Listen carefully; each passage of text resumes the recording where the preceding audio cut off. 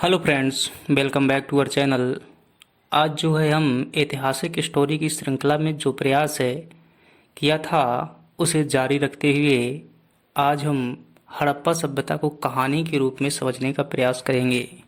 हम देखेंगे किस प्रकार से विश्व की सबसे प्राचीनतम सभ्यताओं में से मानी जाने वाली एक है, दुनिया की सबसे विकसित सभ्यता थी। किस प्रकार से ये सभ्यता संचालित हो रही थी और किस प्रकार से इतनी विकसित सभ्यता का पतन हो गया। चलिए शुरुआत करते हैं। दोस्तों, अभी तक यदि हमारे चैनल को सब्सक्राइब नहीं किया हुआ है तो चैनल को सब्सक्राइब कीजिएगा और किसी प्रकार की भी हमारी त्रुटि होने पर कमेंट बॉक्स में ज़रूर बताइएगा। यदि आप किसी प्रकार की सलाह देना चाहते हैं तो कमेंट बॉक्स में आपका स्वागत है। दोस्तों, हम जानते हैं कि बृहद परीक्षाएं आईएएस, पीसीएस, नेट जैसी परीक्षाओं में इतिहास व्यापक स्तर पर गहराई से पूछा जाता है। इस गहराई को समझने के लिए ज़रूरी है कि कम से कम हमारे कॉन्सेप्ट का बेस होना चाहिए, और इस बेस को तैयार करने के लिए हमने जो प्रयास किया है कि कहानी के माध्यम से, इमेज के माध्यम से इतिहास को समझना और कम से कम कॉन्सेप्ट तैयार करना, ताकि उनके अंदर फैक्ट को समाहित किया जाए। चलिए शुरुआत करते हैं। आज की कहानी है हड़प्पा सभ्यता। दोस्तों, हम जानते हैं भारत के पश्चिमी भाग और पाकिस्तान के पूर्वी भाग, कुछ हिस्सा अफगानिस्तान में प्राचीन काल में एक सभ्यता विकसित रूप में थी जिसे सिंधु घाटी सभ्यता कहते हैं। चूंकि यह सभ्यता सिंधु नदी के आसपास थी, इसलिए इसे सिंधु घाटी सभ्यता कहा जाता है। इस सभ्यता में खोजा गया सबसे पहला स्थल अर्थात गांव अर्थात नगर जो था वह था हड़प्पा। उसी के नाम पर इसे हड़प्पा सभ्यता कहा जाता है। दोस्तों, इसे हम कांस्य युगीन सभ्यता भी कहते हैं क्योंकि यहाँ पर कांसे का व्यापक स्तर पर प्रयोग होता था। फ्रेंड्स, इसे हम प्रथम नगरीय सभ्यता भी कहते हैं, प्रथम नगरीय क्रांति भी कहा जाता है, क्योंकि भारत के इतिहास में अगर पहली बार कोई विकसित नगर नियोजन की प्रणाली देखने को मिलती है तो वह हमें सिंधु घाटी सभ्यता में देखने को मिलती है। हड़प्पा सभ्यता या सिंधु घाटी सभ्यता के नाम से भी जाना जाता है। प्राचीन विश्व की सबसे प्रारंभिक और विकसित सभ्यताओं में से एक थी। यह सभ्यता लगभग 3300 ईसा पूर्व से 1300 ईसा पूर्व के बीच विकसित हुई थी और इसका विस्तार वर्तमान पाकिस्तान और उत्तर पश्चिम भारत के क्षेत्रों में था।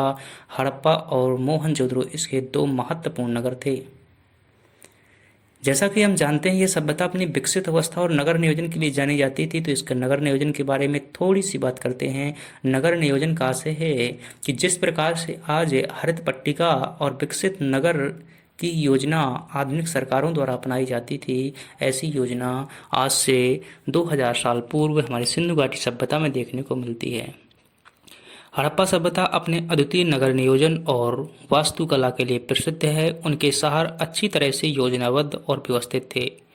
प्रमुख नगरों में पक्की ईंटों से बने घर, चौड़ी सड़कें और बेहतर जल निकासी प्रणाली देखने को मिलती थी। वहाँ के घरों में कुएं और स्नान घर भी होते थे, जिससे साफ सफाई पर उनका विशेष पता चलता है। दोस्तों, यहाँ पर एक विशाल स्नानागार भी देखने को मिलता है जो कि मोहनजोदड़ो में स्थित था। यहाँ पर सामूहिक रूप से स्नान किए जाते थे, जिस प्रकार से वर्तमान में उज्जैन महाकुंभ में स्नान करने जाते हैं, गंगा में स्नान करने जाते हैं। संभवतः ऐसे ही स्नान करने के लिए एक विशाल स्नानागार था।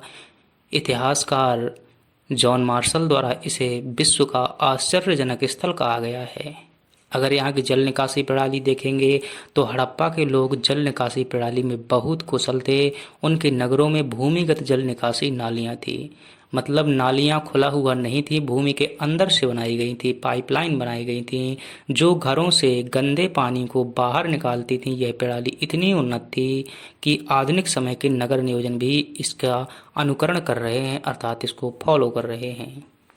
यह सभ्यता अपने विश्व में व्यापार के लिए भी जानी जाती थी। सिंधु घाटी सभ्यता से कपास और बहुमूल्य पत्थर, धातुएं और विभिन्न प्रकार के पशु पक्षी भी निर्यात किए जाते थे। इसका प्रमाण हमें सारगोन अभिलेख से भी देखने को मिलता है। साथ ही विदेशों में पाई गई मुद्राएं भी इसका प्रमाण देती हैं। अगली बात करें दोस्तों, हड़प्पा सभ्यता जो है एक समृद्ध व्यापारिक केंद्र था। वह मेसोपोटामिया, फारस और अन्य प्राचीन सभ्यताओं के साथ व्यापार करते थे। उनके प्रमुख निर्यात किए जाने वाले वस्त्र, आभूषण, धातु के उपकरण थे। हड़प्पा के लोग कुशल कारीगर भी थे और उन्होंने कई उत्कृष्ट शिल्पकला के नमूने बनाए हुए थे। लेखन अगर भाषा की बात करेंगे तो दोस्तों यहाँ पर भाषा का भी ज्ञान था और लेखन का भी ज्ञान था, परंतु यह हमारे एक कमी रही है आधुनिक काल में कि अभी तक हम उनकी भाषा और लेखन को समझ नहीं पाए हैं। हड़प्पा के लोगों को जो चित्र लिपि थी, यानी कि लिखने की जो भाषा थी, वो भाव चित्रात्मक थी। उनकी लिपियों में देखेंगे लिखे हुए जो अक्षर हैं उनमें विभिन्न प्रकार के चित्र बने हुए हैं। कहीं मछली का चित्र है तो कहीं घोड़े का चित्र बना हुआ है, जिसे हड़प्पा की लिपि कहा जाता है। इस लिपि का अभी तक पूरी तरह से समझा नहीं जा सका है, लेकिन इसे मोहरों और इत्यादि संरचना के माध्यम से, पुरातात्विक संरचना के माध्यम से हम समझ चुके हैं। दोस्तों, इतनी विकसित सभ्यता का आखिर पतन कैसे हो गया, इस पर भी हम थोड़ी सी चर्चा करेंगे। विभिन्न प्रकार के इतिहासकार अलग अलग बताते हैं कि कोई, जैसे कि जॉन मार्शल कहता है कि इसका पतन जो है बाढ़ के कारण हुआ है। यह सभ्यता में मोहनजोदड़ो के प्रमाण के रूप में वह प्रस्तुत करते हैं कि यह नगर 7 बार जो है डूबा हुआ था, अतः कभी बाढ़ आई होगी ज़्यादा मात्रा में और यह सभ्यता खत्म हो गई होगी। वहीं मार्टिमर व्हीलर कहते हैं कि इस सभ्यता का जो पतन हुआ है आर्यों के आक्रमण के अनुसार हुआ है। उनका मानना था कि आर्य एक शक्तिशाली जनजाति मध्य एशिया से आई और यहाँ रहने वाले लोगों पर आक्रमण करके उन्हें यहाँ से अपदस्थ कर दिया। इसके अलावा अगर हम बात करें, मॉरेल स्टाइन भी कहते हैं कि जलवायु परिवर्तन के कारण पतन हुआ है। कुछ लोग केवीआर कैनेडी जैसे विद्वान कहते हैं कि इसका पतन जो है महामारी के कारण हुआ है। कुछ लोग कहते हैं जलवायु परिवर्तन के कारण हुआ है। कुछ लोग कहते हैं कि यह सभ्यता अपने व्यापार वाणिज्य के कारण अति उन्नत अवस्था में थी, इसलिए इसका पतन हुआ है।